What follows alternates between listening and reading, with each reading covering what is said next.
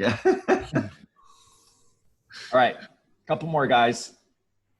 It's all about how to connect, even if you're not connecting in person. There's great ways to make them feel that you're connected either way. So eye contact. Have anybody ever done selfies that they look at the cameras and then it looks like you're really looking at the person taking a picture? So that's that same thing. So I get it. It is weird to look at the camera in the eye, but it's like that you can see eye contact. Right now. Hi guys, how's everybody doing? There you go. And Bree, look at me, Bree, because I'm looking at you, right? And you can tell I'm not looking at the camera, can't you? Yeah, I could tell. Totally weird. Yeah. And because I want to look at you, naturally I want to connect with you. I'm looking at you right now, but to you, it looks like I'm looking and off to the side. Yeah, there you go. All right, perfect. So let's talk about the real estate market. And we know that there are 4 stages to the real estate market. Values are either appreciating or we've hit the peak, or we're in a depreciating market, or we're at the bottom. And National Association of Realtors would tell you anything 0 to 90 days is a hot seller's market. And that would be right there. Values are going up. They would also tell you anything 3 months to 6 months is a stable market. And that is right there. One of the things that I learned from Shift is stable markets don't last very long. This is a transition period from a seller's market to a buyer's market, and that's 6 months plus. And when you're in a market where there's 6+ months of inventory, values are going to go down because sellers start competing for buyers. Everybody with me so far? Thumbs up, shake your head, life is good. Cool. Michael, have you gotten any of those numbers for me yet?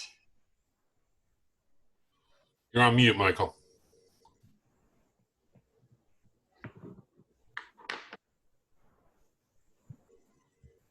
Can you hear me? Yep, gotcha. All right, I haven't given you the months of inventory, but I can at least get you the actives and close, and I can work on those numbers as we speak. Yeah, that's all I need, man. Thanks. All right, cool. So Coral Springs 500 to 550.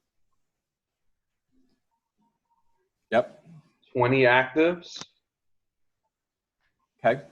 58 closed. Okay. And we went back 6 months, correct? Yes. Cool. Wow. Yep. 550 to 600.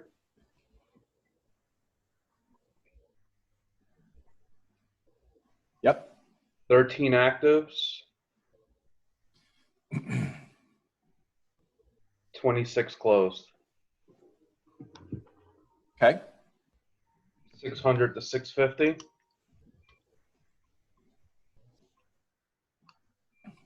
15 actives. 16 closed. Okay, cool. So let's do this, guys. Michael, thank you so much. And I'm gonna jump in here and just start doing math on these numbers. Sorry, guys, for flipping my screen around on you. I can give it to you if you want. I'm working on it. Okay, let's do it together. Right. So 5 to 550, A is 20, B is 58. What is C? So Divided by 6? that's right. So B divided by 6 months, and that gives us 9.67 homes selling per month. So let's make it 10. Yep. And D Or would be round down, right? Well, anything. So what I learned from math, Yeah, is when it's above 9.5, you round up. When I it's get it, but below you can't 9 sell half a home, right? Okay, we could do that. 9. Just kind of my thought. Nope, no worries. 9. So inventory is, So 2.5 months. let's go 2.25. Yeah, that's right. All right, so 550 to 6. A is 13. B is 26. C is, 4.33. and D is 3. okay. Yes. 6 to 650. A is 15. B is 6. 16. C is 2.67. John, A is 16. wait a second. Hold on a moment. Is that a 16 or is that a 6? I It's can't even read my own writing. 16. Should be a 16? 16. Should be Yeah. 16. 16. That's why it's, there we go. That's why it's 2.6. Okay. 2.6. D is what? 5.76. Okay. Michael, did you go any higher than that? I went up to 750 if you wanted. Let's go ahead and look at that. Okay. So 650 to 700. Yep. 7 closed or 7 active. 10 closed.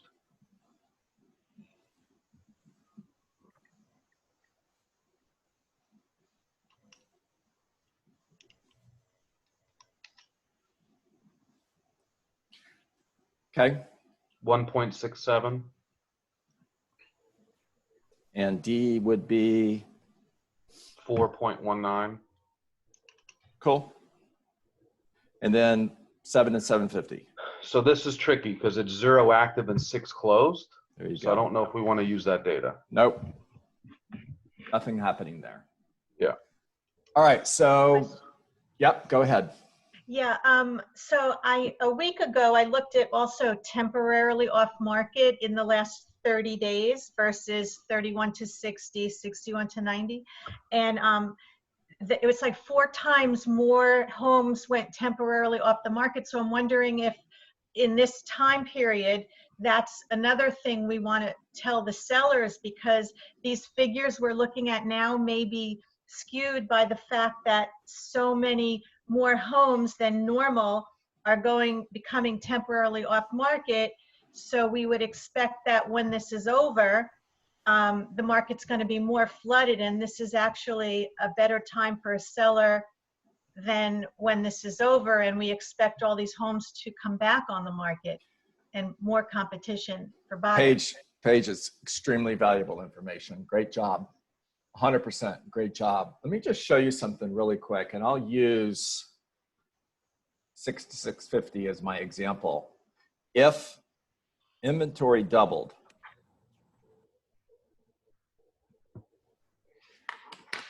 and I'll use a different color so we know that we adjusted it. And now there's 30 active listings. What's D now?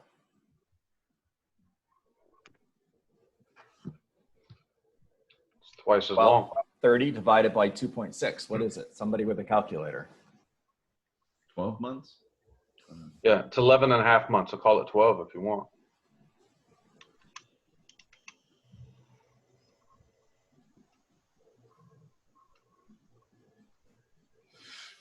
What happens to the market when all of those listings that Paige was discussing come back on the market? Now, will there be more people out buying homes? Yes, there will. However, you're going to have all of that inventory that's just being held back, waiting for somebody to say everything is normal, everybody go back to work. You can show property safely. You can do open houses. And all of a sudden, all that inventory is going to come back on the market. And it's possible you could go from 15 active listings to 30 active listings in a price range in a week. You're not going to increase the number of people who are buying significantly in a week. Now I have 11 and a half months worth of inventory. Here's another way of looking at this.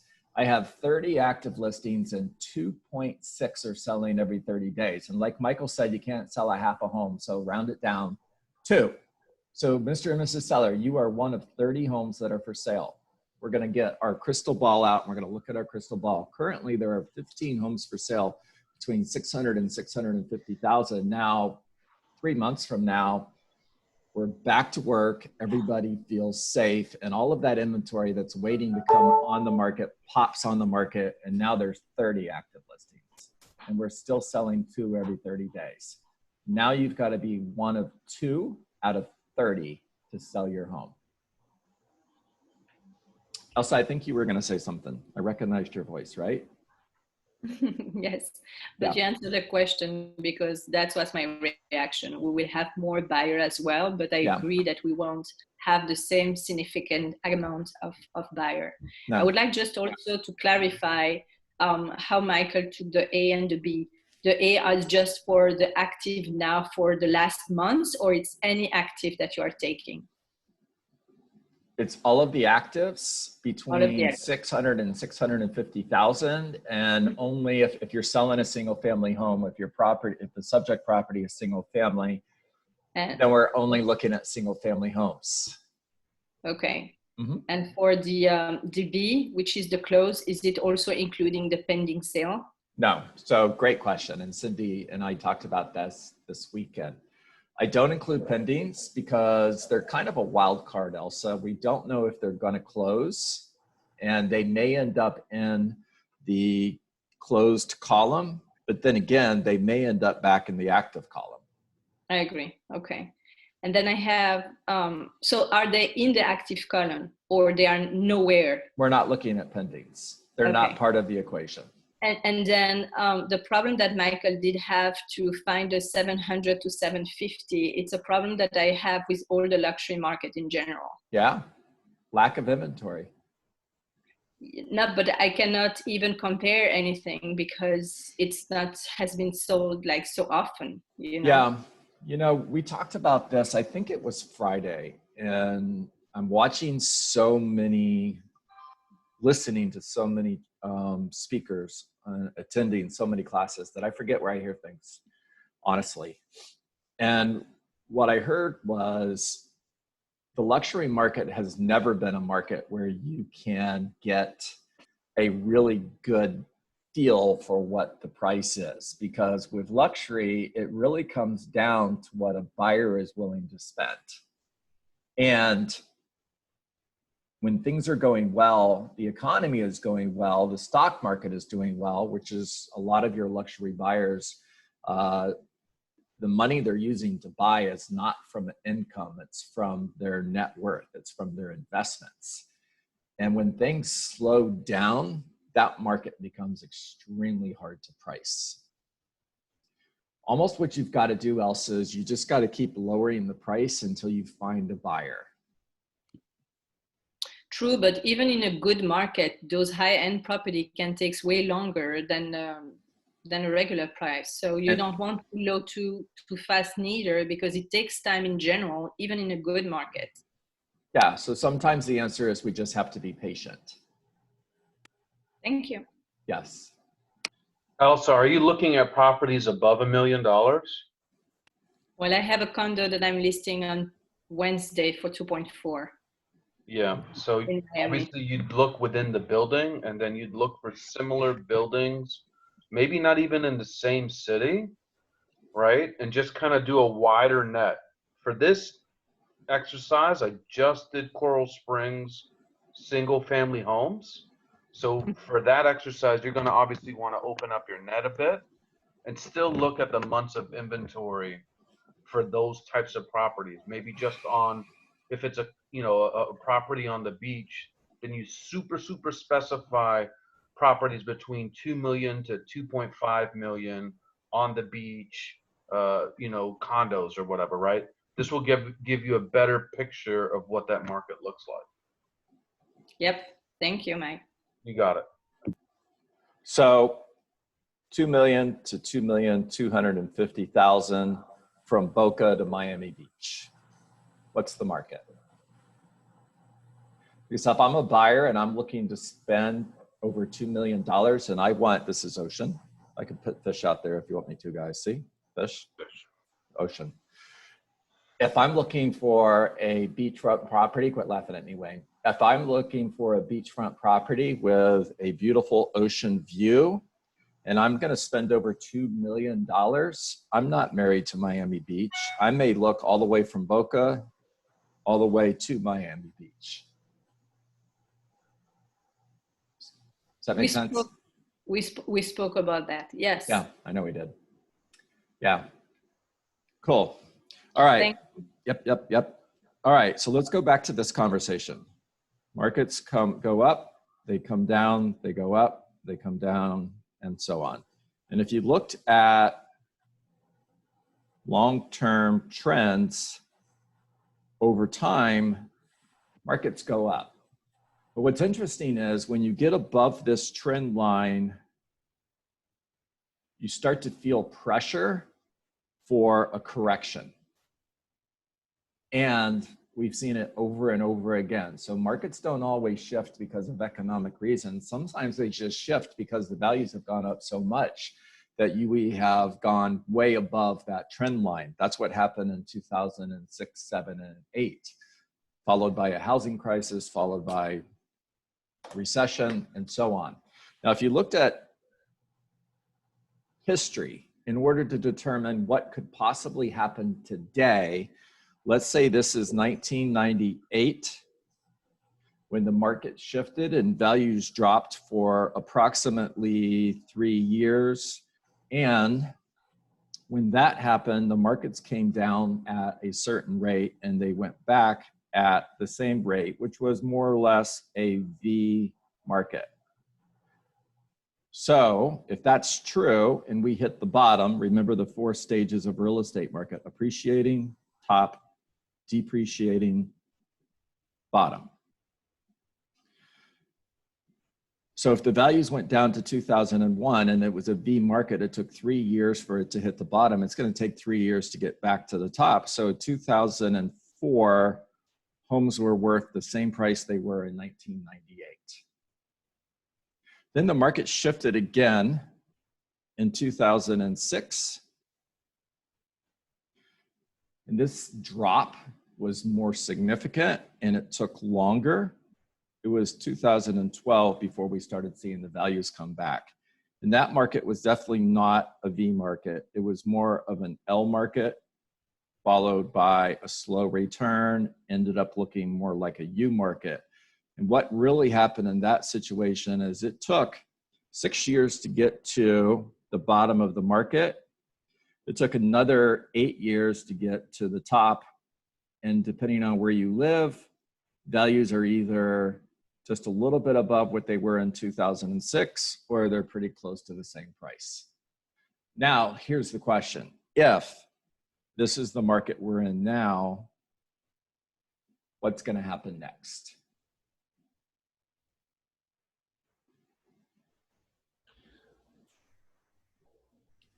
Well, we're at a top, so we should start coming down. Possible. Depends on location, depends on price. And if you're in a price where there is low inventory and high demand, the price still may go up a little bit, David, before we start to see a shift. Let's go back to the opening conversation. If I'm in a market where there is currently 3 months worth of inventory, prices are still going up. They're creeping, but they're going up. Now, fast forward 3 months from now, and all of that inventory that's waiting to hit the market hits the market. And we go from 3 months to 6 months. It's going to happen like that, which means like that, the values could start to fall. Right. Supply and demand, John, are going to dictate the market. And as we, because no matter what happens, economics is always in effect. So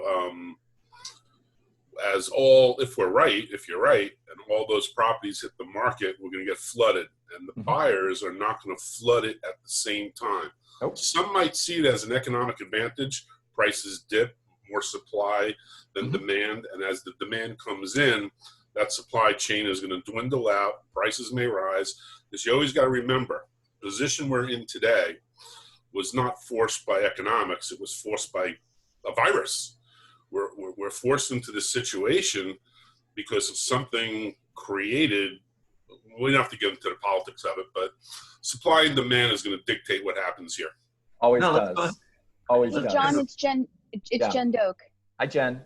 Hi. So I know personally in my pipeline 4, 5, 6 sellers who are home right now. Well, I should say homeowners who are home right now with extra time on their hands, fixing their house to put on the market. There you go. People have more time to do the things they couldn't normally do. Yep. So we are going to see a flush of property. There's no doubt about it. 100%. Thanks But for sharing. Jen, they're getting ready to get their house in the supply chain ready to be one of the better houses. Yeah, That is very true. yeah, but- better. Go ahead, Jen. You No, it's and not I are the going to same say the thing. same thing. I'm sure. Fire away, John. Go for it. Well, I can be the shining star in a market where there are 15 homes for sale and 4 are selling, 5 are selling every 30 days. Or I could be the shining star in a market where there are 30 homes and 5 are selling every 30 days.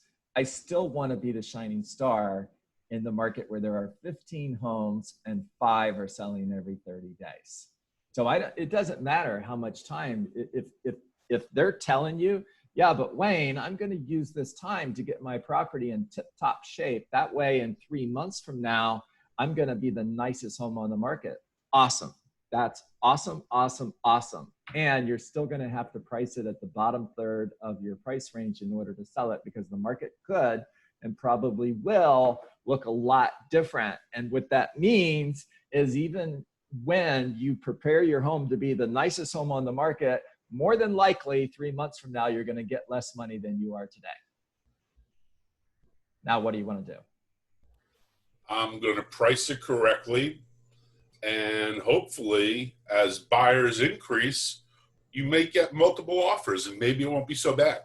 Well, guys, I got to jump off the call because I do have a 9 o'clock, but I'm just going to leave you with a question.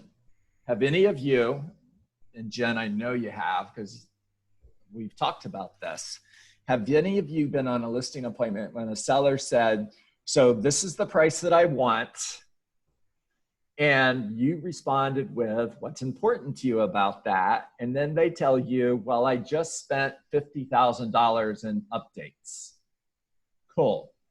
My question to that seller is, when you spent the $50,000 6 months ago, did you know you were going to be selling your home 6 months later? And the answer is always no. Then the next question is, if you could still have the improvements or have the $50,000 back, which would you choose? Improvements. The answer is always the money. All right, guys. 8:30 tomorrow. You guys rock. Thank you for jumping on this call. Appreciate you. 55 people today. Great job. Miss Shirley, love the Buccaneers out. Get dressed today. You're looking awesome. Go Bucks. And I will see you guys tomorrow morning, 8:30. Okay. Make it a great Thank you, day. John. Thank you. Excellent. Bye.